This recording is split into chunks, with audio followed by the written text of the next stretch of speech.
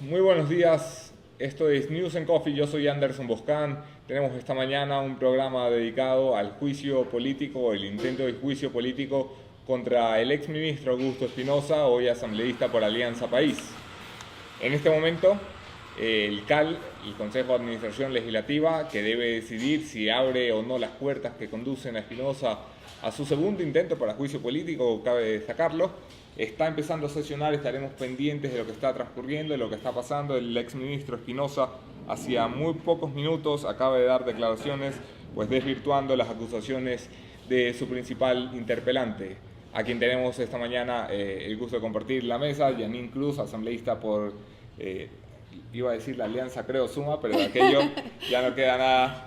Asambleísta por Creo, una de las caras jóvenes de la asamblea y una de las caras más vibrantes en la fiscalización.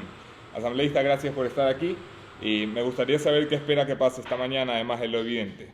Buenos días, Anderson. Un abrazo a todos nuestros amigos que nos siguen siempre en este importante medio. Decirles que espero de manera positiva, digo, esta solicitud que apruebe el CAL, porque es un tema totalmente sensible, es un tema humano. Si el CAL tiene una pizca de humanidad frente a todos los actos monstruosos que se han venido dando frente a un sistema educativo donde la política le metió la mano sin darle una mirada al ser humano y donde solamente importaba la contratación pública, pues eso va a demostrar cuán serios están los asambleístas del CAL frente pues a la irresponsabilidad del exministro Augusto Espinosa al frente del sistema educativo. El CAL empieza a sesionar, mientras tenemos esta conversación, hay 7 votos en el CAL, necesita usted 4 para que su pedido pase. ¿Se atreve a identificar dónde están los 4? Bueno, yo voy a apelar justamente a la sensibilidad. Yo considero que tanto el presidente de la Asamblea es padre de familia como las asambleístas, tanto Arias como Bonilla, Buendía, son madres, y yo creo que es un tema donde no fácilmente pueden dejar de lado ese sentir. En el caso particular, pues sabemos del apoyo tanto de Luis Fernando Torres como Patricio Donoso, no solamente por la bancada, sino una actitud de coherencia, de sensibilidad. En este caso, espero que realmente ellos puedan dar un voto a favor, no a favor del juicio que planteó Janine Cruz, sino a favor de la niñez ecuatoriana. El Estado ecuatoriano le debe una respuesta a todos estos niños y sobre todo también a la persecución que ha venido sistemáticamente evidenciándose dentro del magisterio. Vamos a hacer una pausa, Janine, para poder dar unos pasos hacia atrás y ver cuándo fue que empezó esta historia. Este es un juicio político para el que se necesitan 37 firmas de respaldo, ha conseguido usted 49. ¿Y cuál es la principal motivación para sentar allí a una persona que ya no ejerce el cargo de ministro?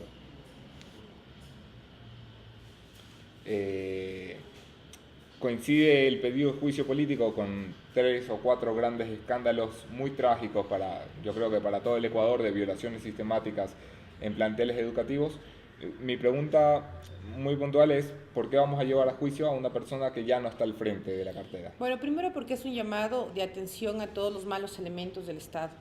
Considero que cualquiera podría llegar a ocupar un ministerio.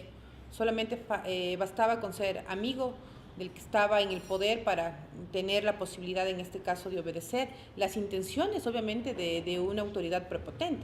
Pero más allá justamente de estas malas decisiones por parte del gobierno anterior, tengo que decir que no creo que el asambleísta Espinosa tenga la calidad moral, por ejemplo, para estar al frente de la Comisión de Educación Superior, que también se están tapando muchas irregularidades, sino que obviamente por omisión, como lo manda obviamente la Constitución en el artículo 131 y claramente el 78 de la función legislativa, nos da la competencia a nosotros para poder sancionar políticamente, es decir, políticamente a un mal funcionario. Claramente él por omisión, dentro de no regirse a los estamentos para llevar a cabo un sistema educativo de calidad. Segundo, dentro de la cartera, cuando era ministro, él debía de haber fiscalizado y cómo se armaba obviamente este plan nacional de educación.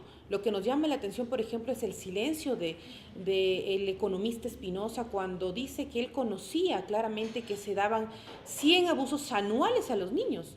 Y yo pregunto, ¿cuántos docentes hoy están pagando prisión por esos delitos cometidos, o cómo el Estado, cómo el Ministerio de Educación en mejor, aquel entonces... ¿No es mejor llamar al ministro a comisión, preguntarle esto que está preguntando usted en directo, en vez de llevarle a un juicio político por algo que todavía no tiene la respuesta? Nosotros ya lo habíamos pedido, sin embargo, lamentablemente lo blindaron. De hecho, emitió una resolución, en este caso, para que comparezca el exministro Espinosa. Lo blindaron, lamentablemente. Y nuestra última alternativa, en este caso, era un juicio político, que bien merecido se lo tiene cualquier funcionario que no ha cumplido a cabalidad, obviamente, a su función. Quiero decirle que este tema no es solamente desde ahora. Yo quiero señalar que desde el 5 de julio he pedido información, como usted puede ver, al presidente de la Asamblea por el caso de Ampetra, porque yo quiero decir que aquí tengo que saludar el hecho de que estas madres y padres valientes hayan ido a cada uno de los asambleístas a golpear en las puertas y pidiendo un poco de mediación para poder buscar responsabilidades y que el Estado dé una respuesta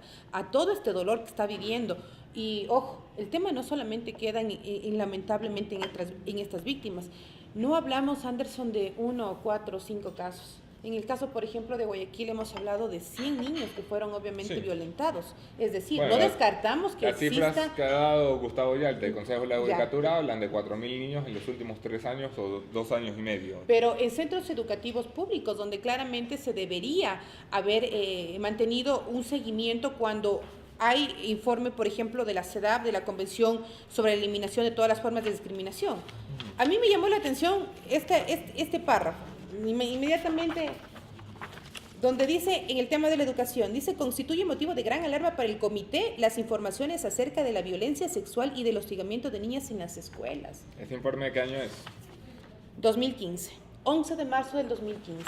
Lo tuvo en las manos el señor Espinosa. Y la pregunta es, ¿qué hizo?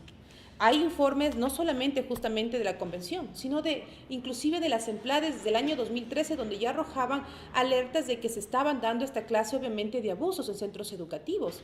Y yo no descarto el hecho de que esté instaurada una red de pornografía infantil. A mí me llamaba la atención ayer cuando yo leí un reportaje de una revista en donde decían que cuando capturaron a varios maestros, veían fotografías de niños, de sus partes íntimas, y no hicieron absolutamente nada. Entonces es un tema muy delicado, donde se tiene que obviamente obligar a que se siga investigando para dar con las responsabilidades. No es la primera vez que se quiere llevar a Augusto Espinosa a un juicio político por una omisión. Lo intentó hace 2 años el ex asambleísta entonces de la bancada Avanza, Byron Pacheco, por el caso de los edificios derrumbados durante el terremoto, que descubrimos por boca del propio ministro entonces Espinosa que no tenían seguro. Entonces el CAL permitió el inicio del proceso de juicio político y fue blindado en la Comisión de Fiscalización. ¿Qué le garantiza que no vuelva a pasar lo mismo si dentro de la fiscalización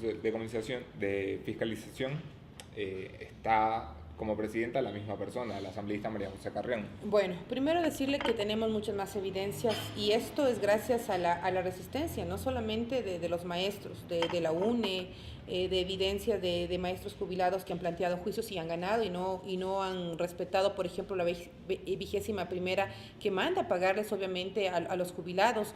Y ahora salió a la luz lo que ya sabían en el pasado sobre el tema de las violaciones, es pues yo creo que el dolor de estas familias que quieren que exista pues obviamente un proceso de sanción a los responsables. Yo creo que esa presión ha hecho de que el tiempo político sea distinto y no solamente pues se evidencia de que hay una ruptura, por ejemplo en el caso de los asambleístas y Alianza País. Y lamento decirlo, y qué pena que esperemos que existan estas peleas o estas broncas, como quieran llamarlo, para que podamos sancionar a algo tan delicado. Así que yo considero... El asambleísta Espinosa ha dicho esta mañana en una entrevista en radio, me parece que Radio Sucesos, no me atrevo a dar con certeza el nombre, ha dicho que le parece vergonzoso que intente usted aprovechar políticamente una tragedia como la que hemos visto de los niños. No, ¿cómo responde usted a una acusación como esa? Primero yo soy asambleísta. A mí, como a todos los asambleístas, buscaron obviamente las madres de estos niños también afectados. No solamente lo estamos obligando a que responda, sino obviamente por el tema de las violaciones a los niños, sino por esa metida de mano al sistema educativo. Está el tema de las jubilaciones, pero lo que nos llama la atención es que todo fue un sistema bien planteado, porque solamente yo quiero hacer referencia. Tenemos, por ejemplo, los rectores y directores de instituciones educativas del Cantón Milagro. Como puede ver, son tantos y todos sin concurso de mérito y oposición. Solamente llegaron porque eran amigos del ministro de aquel entonces, y sin ninguna exigencia, obviamente, de ningún concurso. En el caso particular, por ejemplo, aquí tenemos la evidencia más clara: Ministerio de Educación. Para ser rector de cualquier centro educativo necesitas tener la categoría de años de servicio, experiencia, tener pedagogía. Y en este caso vemos cómo, por ejemplo, en este centro educativo la categoría es G de un docente. No solamente esto, sino conocía el señor Espinosa de que cualquiera podía llegar a ocupar el cargo de rector sin tener la experiencia, la experticia para poder manejar. En el caso de Chirijos de Milagros, en la unidad educativa, el que está al frente, por ejemplo, del rectorado es un ingeniero industrial que no tiene absolutamente conocimiento de pedagogía. ¿Cuál es la hipótesis detrás de esto? Decir, Expreso publicó una amplísima investigación hacia probablemente una semana sobre la discrecionalidad que tenía el ministro en el nombramiento precisamente de cooptar el sistema educativo nacional a través de gente que no estaba participando en concursos de méritos de oposición. ¿Por qué lo hacían? Primero, porque ellos veían todo como una posibilidad, la posibilidad de mantener un trabajo político. Vieron las instituciones públicas como un mecanismo para hacer política. Se olvidaron que dentro de las decisiones, dentro de las instituciones públicas, se maneja el destino, el beneficio o el perjuicio a ciudadanos. En este caso, cometieron un error, dejaron de lado el interés por la excelencia académica de niños, que son el futuro de la patria, por mantener un sistema, obviamente, de una red de maestros que también son, obviamente, perseguidos y son obligados a cumplir lo que quería el ministro de Educación. El Código de Ética claramente, por ejemplo, en el artículo 30 o 31, sobre la relación de los medios de comunicación. Imagínense lo que reza el artículo 31, dice: las declaraciones o entrevistas a los diferentes medios de comunicación relacionadas a las acciones del Ministerio de Educación serán otorgadas únicamente por la autoridad de esta cartera del Estado, es decir, solo podía hablar el ministro Espinosa. En caso de que algún funcionario sea requerido para otorgar una entrevista en función de la información del ministerio de sus actividades, deberá tener la autorización expresa de la máxima autoridad. Ningún docente podía dar declaraciones. El ministerio silenció la capacidad de denuncia de los docentes. Exacto, y ahora los funcionarios y los docentes decían: sabíamos de esta clase de hechos, pero no podíamos hablar nada, porque estaba en riesgo nuestro puesto de trabajo. Entonces, ¿y usted cree que el único responsable detrás de todo esto es Augusto Espinosa? A ver, en este caso, yo quiero decirle que cuando uno asume un ministerio, primero tiene que tener la competencia clarísima. Hablamos de un sistema educativo. Para eso se maneja un plan anual de educación, y sobre todo tiene que tener, en el artículo 21 habla que el ministerio también tiene que cumplir el ejercicio de fiscalización. Ahora, ¿qué pasa? Cuando el señor Espinosa sabe del tema de las violaciones, presenta este documento: protocolo de rutas de actuaciones frente a hechos de violencia sexual. Desde julio del 2014 a diciembre de 2014 solamente se capacitaron a profesores de ciencias naturales y nunca más pasó nada, nunca se socializó esto, nunca se dio a conocer ni evaluar este protocolo. A ver, vamos a poner esto un poquito más claro. El ministro Espinosa se entera vía informes, vía CEPLADES, vía informes internacionales, que hay un problema, y el problema es que están abusando de nuestros niños en las escuelas. Claro. Prepara este material. Un material. Que es un protocolo de actuación en el caso de violencia sexual. Violencia sexual. Solamente se capacitan a profesores de ciencias naturales. No le importó el tema, no le dio la importancia a los niños que fueron obviamente violentados, silenciaron, amenazaron a los padres de familia. No ha pasado nada. Este es el único mecanismo que inclusive se va en contra de lo que él mismo plantea. Nunca se evaluó este protocolo. Nunca se evaluó. Es decir, por omisión es responsable. Y esto que sirva para que el que ahora está al frente del Ministerio de Educación recoja primero las observaciones de los organismos internacionales y que se den cuenta que es necesario devolverle el respeto al magisterio, que los docentes que vean en el caso de que un docente esté abusando de sus niños o golpeándolos o maltratándolos psicológicamente, tienen que denunciar. Ahora, en las zonas provinciales... Hagamos una pausa allí, porque cita usted ahora a Fander Falconi, que está al frente del ministerio y a quien le ha tocado, nada más entrado a este gobierno, librar con la que sea probablemente la mayor crisis del sistema educativo de este país. ¿Cómo valora la actuación del ministro Falconi en estos meses? Bueno, yo creo que en este momento el ministro Falconi nos da la razón, ha dado las cifras que nosotros ya planteamos obviamente en la denuncia pública para la solicitud del juicio a Espinosa. Habla de aproximadamente 5.500 docentes de los cuales solamente 300 estuvieron frente, por ejemplo, a un concurso de mérito. Los 4,000 y pico fueron puestos a dedos por el ministro Espinosa, caso particular el de la rectora de este centro educativo Aguirre en Guayaquil, donde se dieron las 100 violaciones. Y es vergonzoso saber cómo por ejemplo, pero utilizaban... ¿cree usted que además de echarle tierra a la anterior administración, como ayer el ministro Falconi pues dio un informe en el que básicamente responsabilizó a la anterior administración, a la de Augusto Espinosa, de todo este caos, cree que además de echarle tierra a la anterior, está tomando medidas para que esto no vuelva a repetirse? Ahora, por ejemplo, nosotros lo combinamos a que recoja las observaciones internacionales. Por ejemplo, el Departamento de Asistencia Estudiantil, donde existen psicólogos. A nivel nacional de todos los centros educativos solo cuenta con el 42% de asistencia. Es decir, hablemos de un psicólogo por 1,000 estudiantes. ¿Cómo puede un... Inabarcable. Exactamente. Entonces yo creo que se tiene que volver a analizar y debatir el sistema educativo en el país. ¿Cuál es la potestad que le estamos dando también a los rectores, ojo, para que ellos también puedan inspeccionar el quehacer del docente dentro de los centros educativos? Yo recuerdo en el pasado habían los supervisores de educación que de manera sorpresiva caían en los centros educativos y evaluaban al rector y evaluaban a los docentes y evaluaban a los estudiantes para ver cómo se manejaba dentro de las aulas educativas, obviamente primero la pedagogía, el respeto desde el maestro al alumno y también la convivencia del alumno al maestro. Y recordará usted que antes inclusive había dentro de la planificación educativa una relación padre, docente y estudiante, que ahora ya no la tenemos. Primero, ¿por qué? Porque la crisis económica obliga a que los padres de familia ocupen 2 jornadas laborales donde ya no tienen la comunicación que quisieran tener con sus hijos porque la necesidad económica obliga a que estén más horas afuera de casa que en casa. Segundo, ya no hay la posibilidad de que los maestros en este caso puedan denunciar porque tenemos un código mordaza que evita que los que los docentes o funcionarios denuncien esta clase de irregularidades. Y lo que es peor, recordará usted cuando se extendieron las jornadas laborales del magisterio. Situación, esto nos hace pensar que ellos aplicaron un sistema sin medir las consecuencias.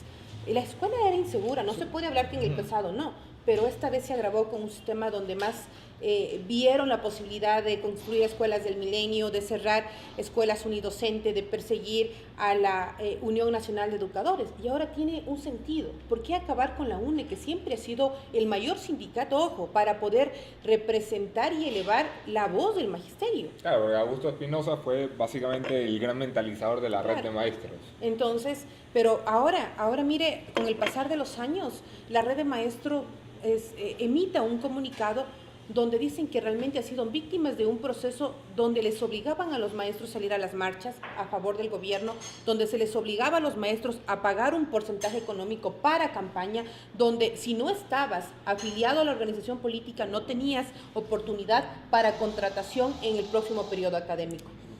Leo unos comentarios que nos llegan. Paula Samantha: es un cómplice el exministro Espinosa, indignante que no hizo un carajo para proteger a las víctimas. Paula Andrés: buen día, interesante la propuesta del asambleísta, pero me da pena que no va a pasar porque entre los AP se van a tapar.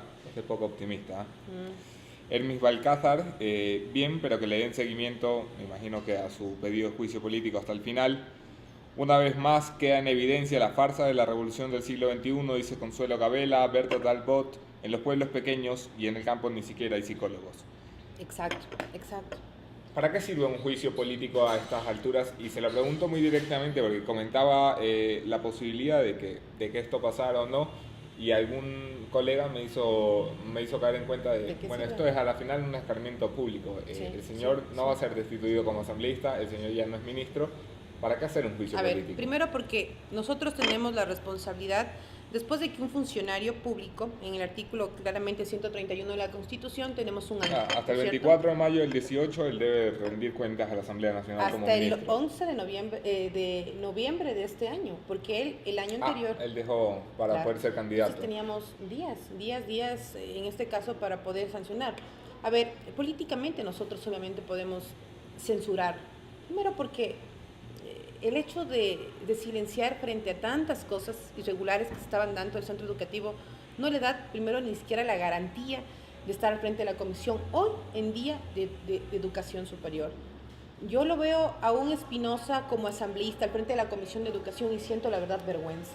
porque él no tiene la garantía ni la confianza, ahora sí le puedo decir, de la mayoría de ecuatorianos, maestros, jubilados, madres de familia de estos jóvenes y niños que han sido obviamente vulnerados en sus derechos, para que esté al frente de una comisión donde no dio resultado, ni en el ministerio, mucho menos estando resultados primero en la comisión. Y segundo, un escarmiento político, por supuesto, para que todos aquellos exministros que llegaron a la Asamblea a encubrirse, sean obviamente apuntados con el dedo y que no se nos olvide quiénes son ellos. Y en este caso que sirva también de referente para debatir el sistema educativo, cómo está en este país, para poder dar con la responsabilidad. No hemos hablado, por ejemplo, solamente, hemos hablado de estos temas que son súper delicados e importantes, pero viene el tema de la contratación pública de las escuelas del milenio, sí. El tema de los seguros que usted acababa pues de mencionar en el tema del terremoto, el tema de cómo se llevó a cabo la contratación de los alimentos escolares, el tema que tuvo el Ministerio de Educación con el telégrafo de 34 millones de dólares por un documento sí, que... Sí, por unos libritos. Exactamente.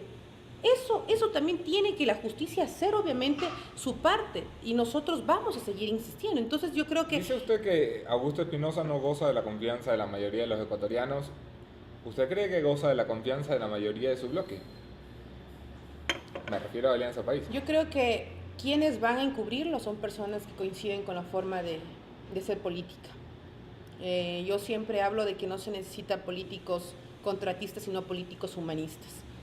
Quienes van a encubrirlo a Espinosa hablan mucho de su calidad humana, definitivamente. Yo creo que cada quien da de lo que tiene, ¿no? ¿Usted cree a estas alturas que hay gente en país dispuesta a jugársela por Espinosa todavía? Yo creo que los mismos que tienen pecados, ellos tratan de encubrirse. Si cae un vicepresidente, ellos tienen miedo de caer el día de mañana. Hay muchos asambleístas que fueron ministros y llegaron a cumplir lo que saben hacer, una agenda de la hipocresía en donde obedecen a intereses económicos y no ciudadanos. Es clarísimo el tema. ¿Cómo resumiría usted en un pequeño titular lo que fue la gestión de Espinosa? No solo en este tema, en general. Bueno, ¿qué podría decir? Es un tema tan escalofriante que no podía ni siquiera pensar en un título, pero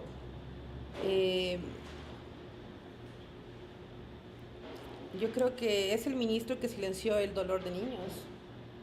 Eso es un referente nefasto para el sistema educativo y una mancha más para la revolución ciudadana.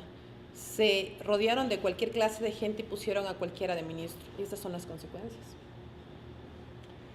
¿Cómo se recompone? Una vez llegados a este punto, hablaba usted de la posibilidad de debatir el sistema educativo y la calidad del sistema educativo que hemos creado, ¿no?, en los últimos 10 años en la historia reciente republicana. Llegados a un nivel en el que los niveles educativos, primero no sabemos cómo estamos en comparación con el mundo, porque nunca nos han dejado tomar un examen de estos que nos permita compararnos. Llegamos a un nivel en que nuestros niños no solamente no van a tener la mejor educación, sino que se exponen a ser víctimas de abuso sexual y otro tipo de abusos. Llegamos a un nivel en el que nuestra infraestructura es precaria, en que nuestro sistema de organización es bastante subdesarrollado. ¿Cómo se sale de un hueco como este? Bueno, primero, respetando al ser humano como tal. Lo que debe hacer ahora el presidente Moreno y el ministro Falconi es eliminar el artículo 31 de este Código de Ética, donde prohíbe a los maestros decir lo que está pasando dentro de los centros educativos. Segundo, respetar a los maestros. No pensar que son personas robotizadas, no son robots que tienen que subir nomás información a las plataformas informáticas, sino que tienen que mantener ese diálogo real entre maestro, porque se constituyen como unos segundos padres. Yo recuerdo cuando estaba en la escuela, uno tenía un referente a su maestro y un respeto a su maestro. Volver a inculcar temas de valor desde las escuelas. No meterle la mano al magisterio, dejar que obviamente la capacitación sea de acuerdo obviamente a la exigencia académica. Y lo que me parece importante es devolverle el espacio de asistencia estudiantil con psicólogos reales. No podemos tener docentes que no tengan la categoría que exige la ley de escalafón. No por ser amigo del ministro, por ser amigo del presidente, por ser amigo del gobernador, se puede poner a cualquier persona al frente, ni de la zonal de educación, ni de centros educativos. Tienen que evaluarse a los mejores maestros para que vayan al frente de los centros educativos. Y lo que es importante, no gastar tanto en edificios porque eso no se garantiza la calidad. Devolverle la capacitación, por supuesto, al magisterio, pero también un rubro económico para el destino, que es obviamente la educación. Se cerraron las escuelas unidocentes. En el caso particular de la provincia en la que yo represento, Loja, muchos niños tienen que madrugar 3 de la mañana para llegar a las famosas escuelas del Milenio, donde no hay transporte, niños de 6 años caminando 6, 7 horas. ¿Cuándo se vio eso? Antes había un poco más de responsabilidad. Y ojo, y volver a la supervisión. Las personas que tengan esta experiencia ya de años al frente del magisterio tienen que llegar de manera sorpresiva a evaluar. Y lo que usted decía, ¿por qué, por ejemplo, los periodistas no pueden evaluar un observatorio ciudadano para que puedan justamente evaluar cuál es el sistema que se está aplicando en nuestro país? Todo lo que usted dice, si bien es cierto, depende de la voluntad gubernamental del Ejecutivo, también depende de la capacidad de producción legislativa de la Asamblea Nacional. ¿Cómo se siente usted, que es una asambleísta de estreno, siendo parte de una legislatura que casi 6 meses después de arrancar todavía no se ha sentado a discutir una de estas leyes? Por ejemplo, yo presenté la reforma de la Ley Orgánica de Educación Superior. Aprobó el CAT de manera sorpresiva. Pero estos temas deberían sí importarnos a la mayoría de asambleístas, porque hablamos de un tema a futuro. ¿Usted cree que les importan? Lamentablemente no, porque la asamblea no se constituye en un centro de análisis o de observatorio de los derechos de los ciudadanos. Lamentablemente la asamblea se constituye en un espacio de poder presionar políticamente a cambio de favores políticos. Es la realidad. Dígame usted, de todos los asambleístas, ¿con cuál usted se siente identificado?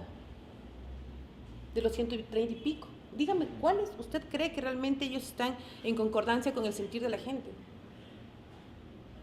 ¿Y cuáles de ellos están en concordancia con protegerse, con estar a favor del gobierno, con pedir instituciones públicas? Es claro el panorama. Lamentablemente la política, se ha constituido en un dame a cambio de... Así de sencillo. Entonces...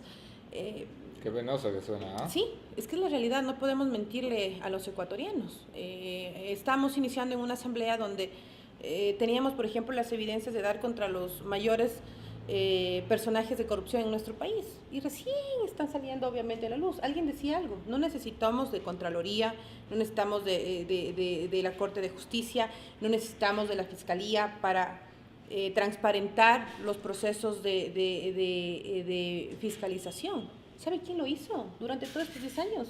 Los periodistas. Nunca lo hicieron los asambleístas. Yo recuerdo cuando el asambleísta Clever Jiménez con Fernando Villavicencio sacaron obviamente muchos temas. Eran porque era una voz dentro de una mayoría. ¿De qué sirvió esa asamblea? ¿Y ahora qué pasa con esta asamblea? No lo escuchaban mucho, pero era muy bajito, Clever. Pero grande de principios, que es lo importante. Entonces yo digo, ¿en qué se constituye esto? Hoy el diario El Comercio publica una entrevista con Silvia Salgada, quien preside la Comisión Ampetra en la Asamblea Nacional. En la última pregunta de la entrevista, lastimosamente sin firma, se refieren a su pedido de juicio político contra Augusto Espinosa. Silvia Salgado, de Alianza País, responde: él compareció a la mesa, dio cuenta de lo que hicieron e identificó temas pendientes. Una persona no puede ser responsable de cambiar la cultura de una sociedad. ¿Qué piensa usted? Yo creo que la respuesta se puede analizar. Porque en algo tendrá que tener razón Salgado. Quiero decir, estamos culpando de todos los pecados, de todo un sistema que ha fracasado, al pobre don Augusto Espinosa. Es que, ¿para qué acepta un ministerio si no estaba a la altura de su capacidad? Así de sencillo. Yo no acepto, obviamente en este cargo, un puesto si sé que no voy a responder o no está en mi competencia. El economista Espinosa no dio respuesta a la exigencia educativa de nuestro país. Y con respecto a la persona que preside, por ejemplo, la comisión de Ampetra, vaya a ver la votación a favor de la Ley de Educación Superior, de la Ley de Educación Intercultural, de cómo lo defendía Glass, de cómo lo defendía Pedro Delgado. ¿Qué se puede esperar de esta gente que siempre le ha fallado al pueblo? Amigos, pupilos, parte integrante de la Comisión de Educación Superior.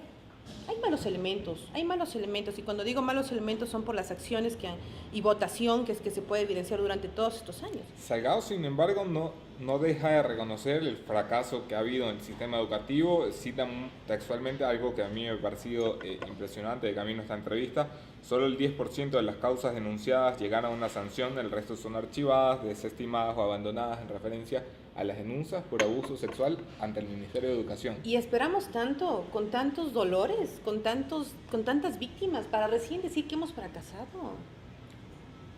¿Cuántas veces es legisladora la señora, por ejemplo? Tuvieron una mayoría para poder examinar el sistema educativo y nunca lo hicieron. Nunca se preocuparon en poner ni una línea telefónica para que los padres de familia puedan denunciar al Ministerio de Educación. Nunca se preocuparon de hacer una evaluación real en un índice para ver cuántos niños eran violentados. Anderson, hablamos de que es posible una red de pornografía infantil en nuestro país. Y digo con toda la seguridad y responsabilidad en mis palabras. No solamente le metieron la mano a la contratación pública, le metieron la mano a la inocencia de niños, que eso sí es imperdonable. Y vamos a seguir insistiendo. Dice al final, y esta es la última cita que tengo de la entrevista, hubo fallas en el sistema educativo, pero lo propio puede decirse del sistema judicial. El señor Gustavo Yarc ha ido a la comisión ANPETRA a rendir su versión de los hechos, y ha citado esta cifra escandalosa de las 4.000 denuncias que reposan en los juzgados. Se ha atrevido a decir que solo el 50% de ellas tienen sentencia, y lo que no ha aclarado es si esta sentencia es condenatoria o no. Es decir, el sistema judicial también es parte de este fracaso. Por supuesto, y yo considero que es importante que hay que analizar por qué no se llevaron a cabo, por ejemplo, el seguimiento a los abusadores de menores, a los docentes que lamentablemente cometieron esta clase de actos. Y debería haber, obviamente, por parte, obviamente, del Estado, la garantía de que entre las instituciones existe una base de datos real, y den alertas y den alarmas. Algo estaba pasando en el sistema educativo, algo estaba pasando y nunca hicieron nada. Y en ese caso, decir que muchos padres de familia obviamente no plantearon la denuncia, era porque eran amenazados por los rectores o por personas cercanas al régimen. Era real. ¿Cómo le va a usted a amenazar o a denunciar al docente si es parte, pues, de...? Sí. Entonces, era todo manejado políticamente. Es que a eso vamos. Muchos políticos, no generalizo, vemos el espacio como para las futuras elecciones. Entonces tenías una red de maestros donde les obligabas a que cometan acciones como, por ejemplo, salir a apoyar a campaña al exmandatario Correa, sin importar de que tras eso había obviamente una responsabilidad importante en el país. La educación es lo más vital en cualquier país, por favor. O sea, yo creo que no podemos mezclar la política con la educación. Lo mismo pasó con las universidades, las intervenciones. Lo mismo está pasando con un sistema educativo donde, al son obviamente de la exigencia y de la categorización de las universidades, se quisieron también aprovechar para presionar y para exigir que sean parte obviamente del régimen. ¿Y qué pasó? Dígame si hemos visto una mejoría en las universidades. Falso. Ahora son los centros educativos públicos que deberían ser los mejores porque es pagado por todos los ecuatorianos, los más críticos. Y eso es un tema que sí nos preocupa. Decía el ministro Falconi, por ejemplo, que desde el año 2014 hasta la actualidad se han registrado casi 887 violaciones a menores, ninguna de ellas obviamente con sentencia. Y también aquí es para analizar cuántos jueces vienen obviamente a su conciencia frente a... Venía Sí, a los emisarios claro. de las oficinas superiores. ¿Cuánto costaba? ¿Cuánto se pagaba porque la sentencia sea Doy a favor paso del violador? a otros comentarios. Carlos Suárez: si el CAL no da paso al juicio político, serán encubridores de los actos más terribles en las escuelas. Alex Vítores: Augusto Espinosa le falló a la niñez del Ecuador. Ana María Castillo: ningún ministro estuvo a la altura de sus responsabilidades, todos se dedicaron a tapar la corrupción en cada una de sus áreas de competencia. El caso que usted presenta, yo creo que está en segundo plano, en la cola en los intereses del legislativo, me atrevo a decirlo con mucha sinceridad. Parece que el legislativo tiene mucha obsesión y está muy focalizado en poder sacar adelante el juicio político contra el vicepresidente Jorge Glass.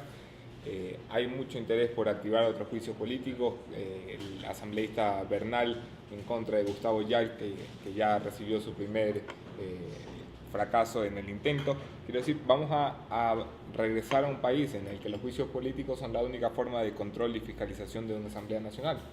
Yo creo que el hecho de hacerlo público frente a un sistema totalmente limitado para poder hablar nos ha permitido que muchos ciudadanos puedan también ser parte de este proceso y decirle que estas denuncias ya vienen desde años atrás. El tema es que ahora con la presión de los ciudadanos fue la única forma de decir que se puede sancionar obviamente a los responsables. Hay un sinnúmero de funcionarios que tienen que llegar a la Asamblea a poder responderle al pueblo ecuatoriano. Sin embargo, tememos que siga nuevamente encubriendo a estos funcionarios por parte del CAL. O sea, lamentablemente no va a haber un adelanto si no hay la sinceridad y sobre todo si no hay la calidad de asambleístas que realmente estén comprometidos.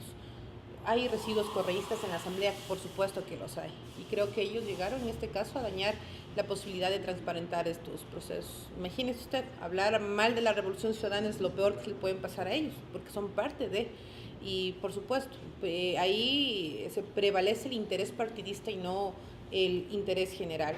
Lamento decirlo, pero aún nos toca no solamente que enfrentarnos a organismos de control que están obedeciendo en este caso al resultado de estos 10 años de la Revolución Ciudadana. Tengo que decirlo, particularmente he sido muy crítica con el fiscal, es un fiscal correísta, a jueces también que fueron puestos por el correísmo, y encima tenemos que vernos la cara con asambleístas que lo único que hacen es protegerse. Esa es la realidad de la Asamblea Nacional y lamentamos decirlo, pero ese es el resultado de haber confiado. No lo digo porque a mí no me pesa en la conciencia, jamás he votado por Correa, pero fue la posibilidad de ver a una sola figura como el que pueda salvar al país. Muchos llegaron por el arrastre del correísmo y se sigue manteniendo ese fanatismo, lamentablemente, y eso ha hecho mucho daño a la democracia de nuestro país. Entonces yo creo que también es un llamado a la conciencia ciudadana, a la gente, a analizar bien en quién vamos a confiar, si está con la capacidad, si tiene la calidad moral, tiene la calidad ética de representarnos en una asamblea. Yo le decía a usted, de todos los asambleístas, ¿usted con quién se identifica? Entonces es fácil, ¿no?, responderse, y ellos sabrán obviamente asumir su responsabilidad. Eso es transitorio, la política es transitoria, hoy estamos, mañana no, pero tenemos que dejar un precedente para que no vuelva cualquier clase de persona a la Asamblea. En los tiempos de este proceso, ya entramos a la recta final de la entrevista, asambleísta Cruz, le agradezco por acompañarnos. En los tiempos de este proceso, hoy pasamos a la aprobación o no del Consejo de Administración Legislativa CAL. El siguiente paso, ¿cuál es? ¿Cuánto puede demorar hasta llegar? Bueno, el día de hoy el CAL va a darnos la posibilidad de ver si es que se aprobó o no la solicitud. Si se aprobó la solicitud, pasa directamente a la Comisión de Fiscalización. Tiene 5 días para poder analizar todos los documentos y luego de esto... Hay una presentación de pruebas y descargos, claro, ¿no? Descargo. Y luego se notifica obviamente al responsable, que sería el exministro, el economista Espinosa, para que él obviamente justifique. Luego de esto pasa un informe al CAL y el CAL tiene 48 horas para convocar a la Asamblea y poder en este caso de llevar al ex ministro de Educación a que responda sobre toda la omisión al frente de esta cartera.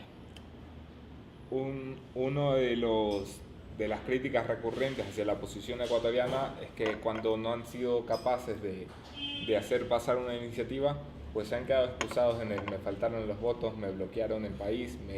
Si el juicio político llega a fracasar, ¿será un fracaso en el que usted culpe a Alianza País de encubrir a Augusto Espinosa o será un fracaso que acepte usted como, bueno, fracasó mi iniciativa? No, yo lo único que le digo algo, yo cuando puedo regresar a mi casa duermo tranquila. Creo que quien no va a poder dormir serán los que van a encubrir a esta clase de irresponsables.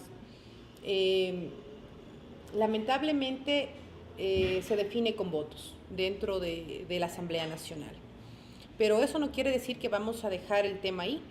Tendrá que responder por el tema de contratación el señor Espinosa.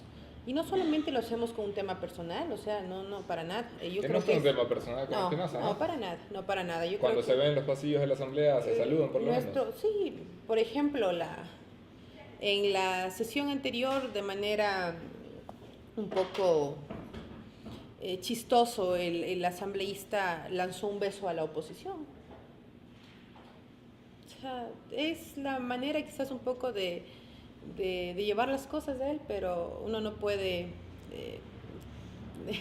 ser hipócrita. Yo realmente soy muy crítica de las decisiones que se dan en la Asamblea. Nosotros hemos dicho claramente, somos políticos, somos transitorios, pero dejamos una huella siempre en cada votación. Y en este caso el señor Espinosa tendrá que responder, como muchos funcionarios, ¿no? Llegamos, asambleísta Cruz, al final de la entrevista. Me gustaría aprovechar los últimos minutos porque no me ha sido posible hacer coincidir la agenda del señor Espinosa con la suya para tenerle aquí sentado y que pudiera responder, pero ya que no ha habido un cara a cara, me gustaría que en el último mensaje le dedique usted un mensaje al asambleísta Espinosa. Bueno, al flamantísimo exministro de Educación, solamente quería decirle que la verdad se la demuestra con hechos, con documentos y con actuaciones. Él dice que no es responsable porque estas violaciones se dieron cuando ya no era ministro. Aquí hay informes de la CEDAW del año 2015, cuando él todavía estaba en la cartera, al frente obviamente del Ministerio de Educación. Decirle que no sé cómo será para un exministro que silenció tantos dolores por parte de no solamente de los niños, sino de las familias. No sé cómo él pudo, de la manera más fría, decir que conocía que 100 niños estaban siendo violentados y se iba a descansar tranquilo. También es ser cómplice en la omisión y en el silencio. Así que no es nada personal, pero considero que un exministro que no hizo nada tiene que responderle al país. Seguiremos insistiendo y seguiremos, obviamente, combatiendo a estos malos elementos del Estado. Y si Espinosa es un mal elemento del Estado, pues tenga la seguridad que lo es. Estaremos pendientes de lo que suceda esta mañana en el Consejo de Administración Legislativa. Quédense enganchados a la señal de La Posta para enterarse de esta y más informaciones. Esto ha sido News and Coffee desde el Sweet and Coffee de la Plaza Foch. Yo soy Anderson Boscan. Estuvimos esta mañana conversando con la asambleísta Janine Cruz de la bancada Creo, quien impulsa el juicio político contra Augusto Espinosa, asambleísta de Alianza País, exministro de Educación del correísmo. Y esto ha sido todo por hoy. Mañana otros invitados, otro tema, mismo entrevistador. Nos vemos pronto. Muchas gracias. Muchas gracias. Gracias.